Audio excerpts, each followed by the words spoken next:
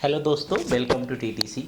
आज आप हम सबके सामने मेरे काफ़ी अच्छे दोस्त, अजीज़ दोस्त हैं मेरे, अतुल जी हैं, जो कि दिल्ली जल बोर्ड में अभी जूनियर इंजीनियर के पद पे हैं। तो आज हम उनसे जानेंगे उनकी जर्नी के बारे में, कैसी प्रिपरेशन स्ट्रैटेजी होनी चाहिए, और आपको इस वीडियो से काफ़ी कुछ सीखने को मिलेगा। तो Atul ji, welcome to TTC. Hello to all. और सबसे पहले मैं कहूँगा कि जो अभिषेक जी ने बोला, अभी काफ़ी अजीज दोस्त, आज के समय इतना अचीव करके कहाँ ही कोई अपने दूसरे लोगों को दोस्त मानता है। मेरे जैसे कितने जूनियर इंजीनियर्स निकाल चुके हैं ये अभी अपने इंस्टीट्यूशन से। तो मेरा नाम अतुल आनंद है और मैं अभी दिल्ली जल बोर्ड में जो जूनियर इंजीनियर काम कर रहा हूँ। मैंने ज्वाइन किया था नवंबर 2021 में। इसके लिए जो पेपर होता है, रिक्विजिट क्राइटेरिया, वो DSSB तय करती है। DSSB ने इसके लिए 2 फेज में पेपर लिए थे। पहला पेपर हुआ था नवंबर 2019 में और सेकंड पेपर हुआ था मार्च 2021 में। वो सेकंड पेपर जो है वो मार्च 2020 में ही होना था, लेकिन कोविड सिचुएशन के कारण 1 साल के लिए पोस्टपोन होते रहा, अलग-अलग डेट्स आते रहे, लेकिन अल्टीमेटली मार्च 2021 में पेपर हुआ ये। जो पहला पेपर होता है, अगर मैं इसके डिटेल्स बताऊं एग्जाम के, तो 200 मार्क्स का पेपर था। आउट ऑफ 200 मैंने स्कोर किए थे 134.84 समथिंग, जो कि कट ऑफ जो कि 116 था, जहां तक मुझे याद है, उससे वेल अबव था। और सेकंड पेपर भी 200 का ही था। तो मैंने ये दोनों पेपर के क्राइटेरिया क्वालिफाई किए थे, उसके बाद अभी वर्किंग हूँ। हाँ, तो अतुल जी, आप मुझे ये बताएं कि जेई के लिए या किसी भी एग्ज़ाम को निकालने के लिए प्रिपेयर कैसे करें? मैं इसके लिए कहूँगा कि आप कौन सा पेपर के लिए कितना तैयारी करना चाहते हैं, पहले ये डिसाइड कर लें। मैं इस पेपर के लिए पार्टिकुलरली कहूँगा कि मैं 2019 के मार्च से सिविल इंजीनियरिंग पढ़ना बंद कर दिया था।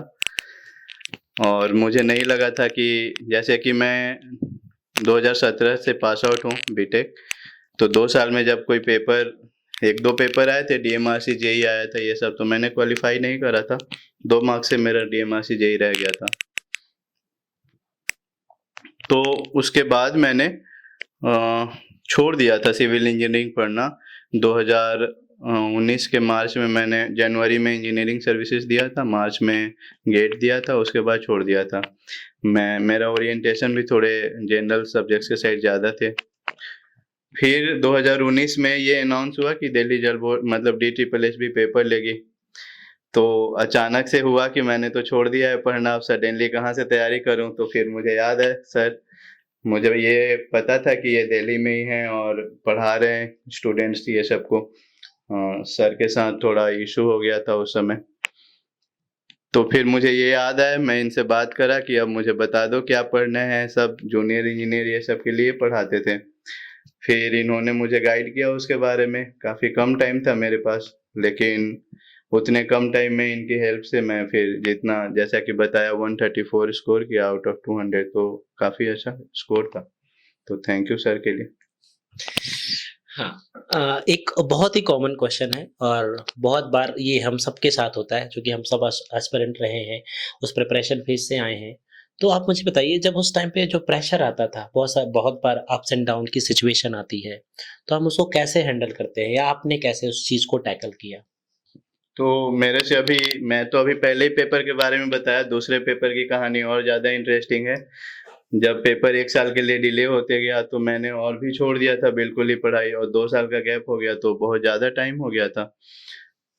तो जब फेब 2021 में अनाउंस हुआ कि सेकंड पेपर होगा, तब मेरी हालत और ख़राब हो गई, और 1 महीना, एग्ज़ैक्टली 1 महीना पहले ये अनाउंस हुआ था।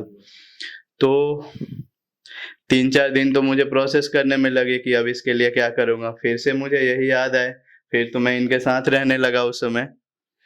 फिर इन्होंने गाइड करा उसके बारे में, तो इनकी कृपा से मैं वो भी ओवरकम कर गया फाइनली। तो अभी माँग सकते हैं मेरी सैलरी, ये सब इन्हीं का हक है, अभी जो भी कहेंगे। नहीं, दोस्तों के बीच सब चलता है। और जैसा कि प्रेशर की बात करा सर ने, तो ये प्रेशर तो मैं एग्जाम के पॉइंट ऑफ व्यू से फेस करा ही था। फाइनेंशियल सिचुएशंस भी थे, जब हम एक बार घर से बाहर रहने लगते हैं तो एक छोटा से छोटा खाने का चीज़, रहने का चीज़, हर चीज़ के लिए पैसे की रिक्वायरमेंट होती है। हम हर बार, आज का जो सिचुएशन है उसमें हम हर बार फैमिली के साइड से मतलब कहीं न कहीं झिझकते हैं कि हम हर बार पैसे कैसे माँगे रहने के लिए। इतना एज हो गया, 4 साल का ग्रेजुएशन कंप्लीट कर लिया, उसके बाद 2 साल और हो गए, कोविड के कारण 1 साल और बढ़ गया, तो ये बहुत ज़्यादा फ़ील होने लगता है। सिर्फ़ पैसे की बात नहीं है, एग्ज़ाम के भी होते हैं प्रेशर कि इतने सारे लोग तैयारी कर रहे हैं, कैसे हम निकालेंगे? तो ये थोड़ा सब्जेक्टिव चीज़ है।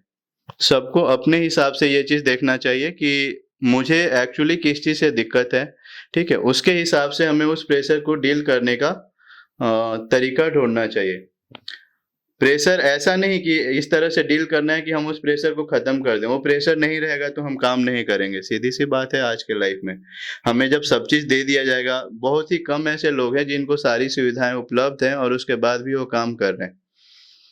तो मैं यही कहूँगा कि सबको अपने हिसाब से अपने प्रेशर को डील करने का तरीका ढूँढना चाहिए। अगर आप सब्जेक्ट में वीक हैं, तो अपनी आप गलतियाँ ढूँढें, अपनी कमियाँ ढूँढें, आप उन पे काम ये ढूँढें कि आप किससे ज़्यादा कंफर्टेबल हैं, कौन से टीचर, कौन से फ्रेंड्स आपको ज़्यादा हेल्प कर सकते हैं इसमें। फाइनेंशियल इश्यूज़ हैं तो घर से ये चीज़ क्लियर कर लें कि वो कितने समय तक प्रोवाइड कर सकते हैं। अगर आपके फ्रेंड्स हेल्प कर सकते हैं, तो मुझे सर ने किया था काफ़ी बार।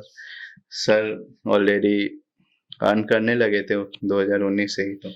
हाँ, कुछ तो सिचुएशन यही मैं कहूँगा कि ये सब अपने-अपने प्रेशर को अपने तरीके से डील करना चाहिए। किसी का पर्टिकुलर कोई आइडिया नहीं फॉलो कर सकते हैं इसमें।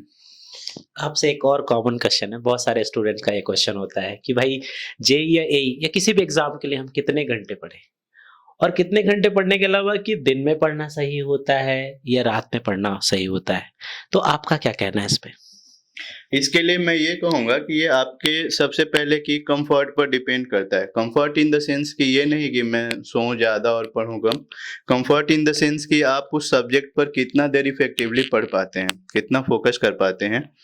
तो मेरे साथ क्या था कि मैं सिविल इंजीनियरिंग तो पहले पढ़ा था, ठीक है? एक नया सब्जेक्ट नहीं था मेरे लिए।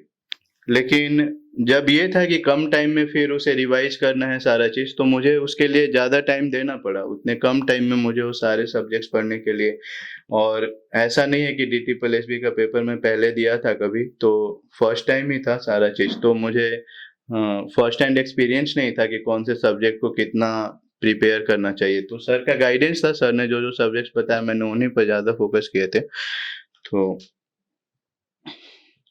हाँ, तो यही आवर्स ऑफ स्टडी, जैसे कि किसी को एनवायरमेंटल इंजीनियरिंग पढ़ना ज़्यादा अच्छा लगता है तो उसे ज़्यादा देर पढ़ सकता है। आरसीसी पढ़ना अच्छा लगता है, ज़्यादा देर पढ़ सकता है। इरिगेशन कम टाइम में हो जाता है तो उस पर कम टाइम देंगे। तो बेसिकली आपको आवर्स टारगेट नहीं करना चाहिए। आवर्स के बजाय ये टारगेट करना चाहिए, हाँ, और सब्जेक्ट को थोड़ा स्विच करना चाहिए। अगर आपको एनवायरमेंट पढ़ना ज़्यादा अच्छा लगता है तो आप ज़्यादा देर तक पढ़िए। उसके बाद जो सब्जेक्ट थोड़ा बोरिंग लगता है, बीएमसी अगर आपसे याद नहीं होता तो उसे कम टाइम के लिए पढ़िए, ठीक है? और लेकिन उसे बीच में इंट्रोड्यूस कर दीजिए। कोई इंटरेस्टिंग सब्जेक्ट पढ़ने से पहले बीएमसी पढ़ लिए, फिर अपना इंटरेस्टिंग सब्जेक्ट शुरू किए। तो इस तरह से इफेक्टिवली यूटिलाइज कर सकते हैं। तो रेदर देन कि कितने आवर्स पढ़ रहे हैं, कितने देर इफेक्टिवली पढ़ सकते हैं, इस पर फोकस करना ज़्यादा इम्पोर्टेंट। अच्छा, जब से कोरोना की सिचुएशन आई है तो ऑनलाइन प्लेटफॉर्म काफ़ी ज़्यादा बूम किया है। तो है। तो आपके हिसाब से कौन-सा प्लेटफॉर्म ज़्यादा अच्छा है कि बच्चों को ऑनलाइन प्रिपेयर करना चाहिए या ऑफलाइन सेंटर पे जाना चाहिए? इस पे आपका क्या व्यू है? मैं थोड़ा, या तो आप मुझे ओल्ड स्कूल कह सकते हैं, लेकिन मैं हमेशा ऑफलाइन प्रेफ़र करूँगा चीज़ें। जैसा कि मेरा मानना है कि जब हम ज़्यादा देर तक ऑनलाइन क्लासेस करते हैं, तो हम ऑनलाइन क्लासेस अपने फ़ोन पर कर रहे हैं। उसके बाद हमें 2 घंटे की क्लास किया या 1.5 घंटे की क्लास की, उसके बाद हमें रिलैक्स टाइम चाहिए होता है। वो भी हम फ़ोन पर ही करते हैं अपने लैपटॉप पर। आज तो बाहर स्पेस बहुत कम अवेलेबल है, बहुत कम लोगों के लिए अवेलेबल है कि बाहर घूमें, खेलें। निकलते हैं तो भीड़ में ही मिलते हैं। तो ऑनलाइन का ओरिएंटेशन मेरे लिए थोड़ा कम है, अगर मैं कहूँ तो। और वैसे भी ऑफलाइन क्लासेस, कोविड हमने सिचुएशन देखी भी है, 2 साल का ये कोविड का पूरा हमने लॉकडाउन देखा। ये तो है, जिस काफी तरह से mental मेंटल हेल्थ, situations हाँ आई। बिल्कुल, जिस तरह तो से वो इफेक्ट हुआ है लोगों का कि एक बंद स्पेस में रहना, बंद स्पेस में भी एक दूसरे के पास नहीं रहना, तो इससे तो हमने देख लिया कि कितना तो दिक्कत इट्स की बात बेटर होती कि है। ऑफलाइन जाएं आप वहाँ के। फिर ऑफलाइन क्लासेस का एक और एडवांटेज है सर कि आप अगर क्लासेस करके, ठीक है, थोड़ा रिलैक्स करने के लिए आते हैं, मतलब चलते हुए अपने क्लास से रूम तक आते हैं, तो उतने देर में रिलैक्स हो जाते हैं और फिर पढ़ने बैठ सकते हैं। हाँ हाँ। दूसरा एक एडवांटेज होता है कि जब सामने से किसी को सुनते हैं तो वो चीजें याद हो जाती हैं सुनकर। अब फिर आप कंपटीशन देख पाए। फिर आप अपने अराउंड लोगों को देखते हैं, जैसे अगर हम नोट मेकिंग करते हैं क्लास में, ऑनलाइन क्लासेस में क्या होता है कि अगर हम नोट मेकिंग करते हैं, पीछे रह गए जो बोल रहे हैं टीचर्स, तो हम स्टॉप कर पॉज करते हैं, बैक करते हैं, फिर लिखना शुरू करते हैं। या फिर मुझे जल्दी जल्दी कंप्लीट करना होता है तो मैं उसे फास्ट फॉरवर्ड करने लगता हूँ। तो इससे क्या होता है, कहीं कहीं इंपॉर्टेंट थीम्स मिस हो जाते हैं। अगर हम क्लास में पीछे रह जा रहे हैं तो कहीं ना कहीं हमें स्पीड मैनेज करने की आदत हमारी चली जाती है कि हम क्लास के साथ स्पीड मैनेज नहीं कर पा रहे हैं। ऑफलाइन क्लासेस में ये एक आप डिसएडवांटेज कह सकते हैं कि आप जो मिस हो गया उसे दोबारा नहीं लिख सकते, लेकिन हाँ बगल वाले की कॉपी से लिख सकते हैं, टीचर से दोबारा पूछ कर लिख सकते हैं। दूसरा चीज मतलब नेक्स्ट चीज मैं ये कहूंगा, ऑनलाइन क्लासेस में एक चीज और देखा हूँ, डाउट सोल्विंग स्टूडेंट्स के लिए सेटिस्फैक्टरीली नहीं हो पाता। वो कोचिंग इंस्टीट्यूट्स या कुछ अपना सेल तो करते हैं प्रोग्राम की, आप जो डाउट लिखिएगा हम ऐसे एक्सप्लेन कर देंगे, लेकिन मैंने देखा है कि वो एक सिंगल वीडियो अपलोड कर देते हैं, आप उससे जितना समझ गए समझ गए, रिक्वेश्चनिंग नहीं कर सकते। जो डाउट्स हाँ, रिक्वेश्चनिंग नहीं कर सकते, डिस्कशन नहीं कर सकते, डिस्कशन से बेटर कोई चीज नहीं होता, तो मैं हमेशा ऑफलाइन ही प्रेफर करूंगा सर। ठीक है। अच्छा, एक और क्वेश्चन है, कॉमन है, बहुत सारे स्टूडेंट्स का मेरे पास आता भी है कि सर कॉलेज के टाइम पे ही हमें प्रिपेयर करना चाहिए या कॉलेज पास आउट होने के बाद हमें प्रिपेयर करें? तो आपके हिसाब से हमें क्या करना चाहिए? मैं ये कहूंगा, अगर आपके पास कंप्यूटर साइंस नहीं है या अगर उधर आप ओरिएंटेशन नहीं रखते हैं, तो आप रेदर फिक्स हो जाते हैं। अगर सिविल इंजीनियरिंग ले रखें तो सिविल, इलेक्ट्रिकल तो इलेक्ट्रिकल, मैकेनिकल तो मैकेनिकल। अगर आप नॉन टेक की साइड नहीं जा सकते या नहीं जाना चाहते, तो एक तरह से आपका प्रोफेशन फिक्स हो जाता है कि आप इसी में जॉब कर सकते हैं आगे। जब ये चीज फिक्स हो जाता है आपके कॉलेज में सब्जेक्ट चूज करने के बाद, तो आप थर्ड ईयर से शुरू कर सकते हैं। थर्ड ईयर से मैं इसलिए कह रहा हूँ कि फर्स्ट ईयर थोड़ा हम ओरिएंट होते हैं अपने आसपास के लोगों नया से, माहौल होता है सब्जेक्ट कॉलेज से। का। हाँ, थोड़ा एक लोगों के डिजायर्स भी होते हैं कि हम कॉलेज में आकर ऐसा चीज करेंगे। और उस टाइम पे आदमी थोड़ा सीरियस भी नहीं होता है ना, वो और होना सेकंड भी ईयर नहीं से चाहिए, लेकर। ये 11-12 जैसा माहौल नहीं है कि 2 साल में ये पेपर निकाल लिया, नहीं तो पीछे रह गए। 4 साल एनफ टाइम होता है हमें सारा चीज एंजॉय करने के लिए।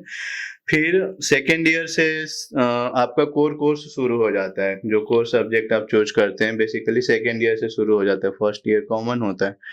तो जब आप ये पढ़ना शुरू करते हैं सेकेंड ईयर से, तो थोड़ा सा आप एज अ सब्जेक्ट डेवलप करते हैं, उस कोर्स को डेवलप करते हैं, इंटरेस्ट डेवलप करते हैं उसमें कि हाँ इसमें क्या चीज़ मुझे अच्छा लग सकता है, ये अच्छा लगेगा या नहीं। लेकिन थर्ड ईयर तक I think 1 year second year में इनफ हो जाता है ये डिसाइड करने के लिए, और आपको थर्ड ईयर से शुरू कर देना चाहिए।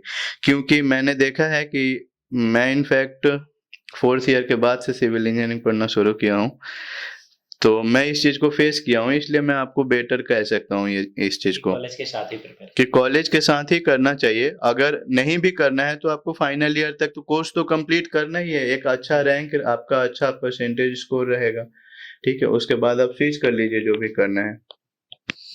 बस अभी एक लास्ट क्वेश्चन है आपसे, जूनियर इंजीनियर की प्रिपरेशन या असिस्टेंट इंजीनियर या किसी भी एग्जाम की हम टेक्निकल की करना चाहते हैं, तो कौन सी बुक प्रेफर करनी चाहिए या क्या मटेरियल प्रेफर करना चाहिए आपके हिसाब से? अगर मेरे हिसाब से पूछोगे तो मैं सब चीज आपके ऊपर छोड़ दूंगा सर। तो क्योंकि जो बात है, मैंने इन्होंने जो चीज बोला मैंने उसे फॉलो किया, उस समय मेरे पास सोचने का टाइम नहीं था, कुछ भी नहीं था। लेकिन जो मैंने किया था सर के बोलने के बाद थे, वो था कि गुप्ता एंड गुप्ता के क्वेश्चंस लगाए थे मैंने, और अच्छी तरह से उन्हें करा था। जो जैसे बीएमसी ये सब टॉपिक्स थे तो उन्हें तो याद ही करने पड़े थे सारे, उसमें तो कोई ऑप्शन नहीं था मेरे लिए। बाकी सर ने बोला कि थोड़ा एसएससी के प्रीवियस ईयर क्वेश्चन प्रैक्टिस कर लो, वो इसलिए भी करना इम्पोर्टेंट था कि जब तक एग्जाम की एक फीलिंग नहीं होगी, एग्जाम के एक्चुअल क्वेश्चंस की, तो हम बुक्स और नोट्स पर रिलाई थोड़ा कम, मतलब इतन टोटली भी नहीं कर सकते। एग्जाम का फर्स्ट हैंड एक्सपीरियंस हाँ, होना तो चाहिए कुछ किसी न प्रीवियस ईयर किसी आप तरह के। लगाएं, प्रैक्टिस करें तो आपको पता चले कि क्या पेपर का आने वाला है, क्या लेवल है, वो आपको पता होना चाहिए। और स्टैंडर्ड बुक्स कुछ कुछ होती है, नोट्स है, वो प्रिपेयर करें, वो बेटर रहेंगे। तो तो मेरा इंटरव्यू शायद खत्म होता है अब, तो मैं सर के बारे में कुछ कहना चाहूँगा कि सर आज भी मुझे दोस्त तो मानते हैं, ये सर का ये मेरे बड़प्पन है। बहुत ही अच्छे दोस्त है, मेरे बहुत अच्छे सर अब मित्र हैं। गेट में रैंक 30 ला चुके हैं, असिस्टेंट इंजीनियर का पेपर क्वालिफाई कर चुके हैं, और इंजीनियरिंग सर्विसेज का 2 बार इंटरव्यू दे चुके हैं। ये क्यों नहीं हुआ है मैं जानता हूँ, ठीक है, मैं यहाँ नहीं कहूँगा, लेकिन क्योंकि ये इस साइड ज़्यादा फोकस करने लगे, पढ़ाने के साइड, स्टूडेंट्स के साइड, तो इससे तो इनका सब्जेक्ट स्ट्रांग हुआ, लेकिन कोई एक पार्टिकुलर चीज में ये थोड़ा पीछे रह गए। हाँ, क्या कहते हैं उसे, नॉन टेक में। हाँ, इस बारी लेकिन आज भी ये मुझे अपना दोस्त मानते हैं, तो ये दोस्त बड़प्पन हो है। आप और हमारे। तब हाँ, तो आज के लिए इतना ही। बहुत ही जल्दी हम नई वीडियो में आएंगे और आपके साथ और भी मैं टॉपर्स लेके आऊँगा, ताकि आप उनसे कुछ सीखें और स्ट्रैटेजी बनाएँ।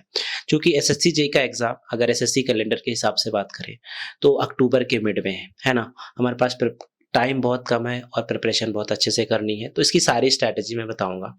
और यदि आप टीटीसी का फैमिली टीटीसी के मेंबर बनना चाहते हैं या फैमिली के मेंबर बनना चाहते हैं, तो आप हमसे संपर्क कर सकते हैं। हमारी ऑनलाइन और ऑफलाइन दोनों बैच अवेलेबल हैं।